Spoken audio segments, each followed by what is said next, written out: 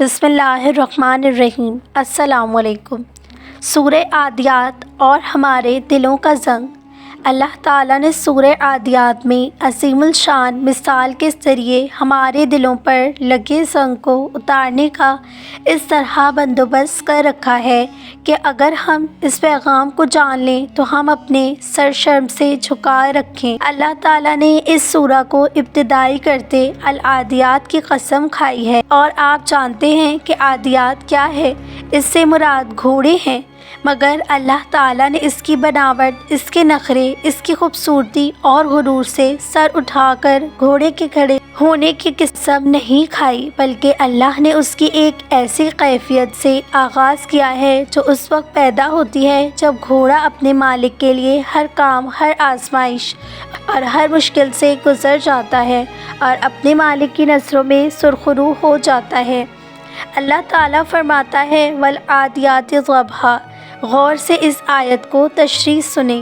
جب گھوڑا ہر انجام سے بے پرواہ ہو کر اتنی شدت سے دوڑتا ہے کہ ہانپنے لگتا ہے اور اس کے سینے کے اندر سانس لینے کی آواز اتنی بلند ہو جاتی ہے کہ باہر دوڑ تلک سنائی دینے لگتی ہے، اس کا سینہ لوہار کی بھٹی کی طرح دہکنے لگتا ہے اور پھیپھڑے دھونکنے کی مانند چلتے پھرتے ہیں، جیسے خشک لکڑی آگ میں جلتے ہوئے تڑکنے کی آواز نکالتی ہے، ویسے ہی گھوڑے کی سانسیں دہک کر شدت سے بلند اور عجیب و غریب آواز پیدا کرتی ہیں، جنہیں اللہ تعالیٰ نے صبح سے تشبیہ دیتے ہوئے قسم کھائی ہے۔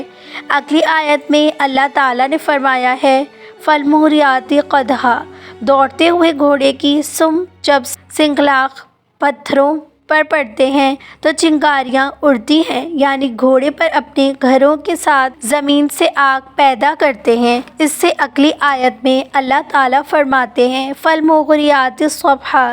یہاں اللہ تعالیٰ ہمیں بتاتا ہے کہ گھوڑوں کا بھاگنا اور دوڑنا کسی کا دل بہلانے کے لیے نہیں ہے، اور نہ ہی یہ کسی میلے کا منظر ہے جہاں تفریح پیش کی جا رہی ہے، بلکہ یہ بھاگنا روشن دن کے وقت جنگ کے میدان کی طرف دوڑنا ہے، دشمن کی صفوں میں گھسنا ہے، جہاں زندگی اور موت کا فیصلہ آمنے سامنے جنگوں کی کمی تلواریں کرتی ہیں۔ گھوڑے اس بات سے پوری طرح آگاہ ہوتے ہیں کہ وہ جنگ حق و باطل کے عین درمیان موجود ہیں اور ان کی جان خطرے میں ہے، اس کے باوجود وہ اپنے شاہ وثار، اپنے آقا اور اپنے مالک سے منہ موڑ کر پیچھے نہیں ہٹتے۔ اس سے اگلی آیت میں اللہ تعالیٰ فرماتا ہے کہ فَأَثَرْنَ بِهِ نَقْعًا۔ جب آپ نے دیکھا ہوگا کہ جب گھوڑا زمین پر بھاگتا ہے تو وہ اپنے ساتھ مٹی کا طوفان بھی لاتا ہے اور اسی گرد و غبار میں بھی پھر وہ چھپ جاتا ہے، تو اس آیت میں اسی منظر کی بات ہے کہ سوچو، پہلے تو گھوڑا اپنے مالک کی خاطر اپنا سینہ چلاتا ہے، پھر اپنے پاؤں سے مسلسل جھنکاریاں پیدا کرتا ہے، پھر دوڑنے کی شدت کی وجہ سے اس کے ارد گرد مٹی اڑتی ہے، وہ پھر اس مٹی میں سانس لیتا ہے اور دھول مٹی سے اٹی ہوئی سانسیں میدان حرب میں ہر وقت اس کا مقدر بنی رہتی ہیں، اس کو کسی بھی طرح کے لمحے کے لیے بھی راحت میسر نہیں ہوتی۔ آگ سے دہکتے ہوئے سینے میں مٹی سے اٹی سانسیں، کیا یہ عجیب و غریب قربانی کا ذکر نہیں ہے؟ اس سے اگلی آیت میں اللہ تعالیٰ فرماتا ہے کہ فَوَسَّطْنَ بِهِ جَمْعًا، یعنی اب اس رزم میں حق و باطل کا انتہائی مقام ہے۔ گھوڑا اپنے شہسوار کو اٹھائے زمین کی دشمن کی تلواروں، نیزوں اور بھالوں کی تمام رکاوٹیں عبور کرتا ہے، صفوں کو چیرتا ہوا لشکر دشمناں کے قلب میں آن پہنچا ہے۔ وہ اب اس خطرناک ترین مرکز میں ہے جہاں سے قسمت والے ہی زندہ یا صحیح سلامت لوٹتے ہیں۔ یہ تمام آیات اللہ تعالیٰ کی قسمیں ہیں۔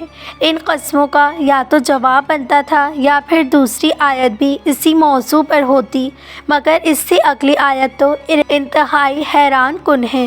وہ تمام کے تمام سے برے عکس کچھ یوں کلام کرتی ہیں: ان الانسان لربہ لقنوط، بے شک انسان اپنے رب کا ناشکرا بندہ ہے۔ مگر سوچیں کہ یہ کیا ہوا، کہاں ہانکتے بھاگتے دوڑتے گھوڑوں کی باتیں اور کہاں یہ انسان کا ذکر۔ بات تو گھوڑوں کی کیفیت اور حالات کی تھی، تو اب یہ کیا ہوا؟ مگر قرآن اچانک انسان کی حالت کے بارے میں، اس کے رب کے ساتھ تعلق کے بارے میں کلام کرتا ہے، اور اس تعلق کو قنوت کے طور پر بیان کرتا ہے، یعنی وہ جو اللہ تعالیٰ کی نعمتوں سے مطمئن نہیں ہیں۔ یہ عجیب تبدیلی کیوں؟ اس کی وجہ یہ ہے کہ گھوڑے یہ تمام تر قربانیاں اپنے آقا اور شہسوار کے لیے دیتے ہیں، جو صرف انہیں گھاس کھلاتا ہے اور تھوڑی سی دیکھ بھال کرتا ہے، جبکہ اس کے شہسوار نے اس گھوڑی کا کچھ نہیں بنایا، نہ اس کی سماعت نہ بینائی، حتیٰ کہ اس کے گھروں کو بھی اس شہسوار نے تخلیق نہیں کیا، لیکن اس کے باوجود محض گھاس پھوس کی خاطر وہ بغیر کسی خوف و خطرے کے اپنے آقا کا شکریہ یوں ادا کرتا ہے کہ جنگ میں اتر جاتا ہے۔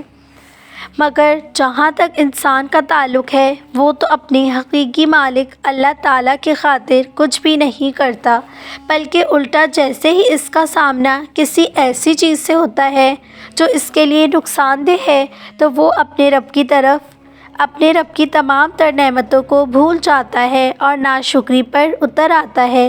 اس لیے اللہ تعالیٰ نے فرمایا ہے کہ انسان تو اپنے رب کا بڑا ناشکرا ہے، یعنی انسان اشرف المخلوقات ہونے کے باوجود نعمتوں کا شکر ادا کرنے میں اس گھوڑے سے بھی کم ہے، جس کا مالک اسے صرف کھانا دیتا ہے، جبکہ اللہ تعالیٰ نے انسان کو کیا کچھ نہیں دیا جس پر اللہ تعالیٰ کا شکر ادا کیا جا سکتا ہے، لیکن انسان ایسا نہیں کرتا، اور شاید یہی ہم انسانوں کی سب سے بڑی ناشکری ہے۔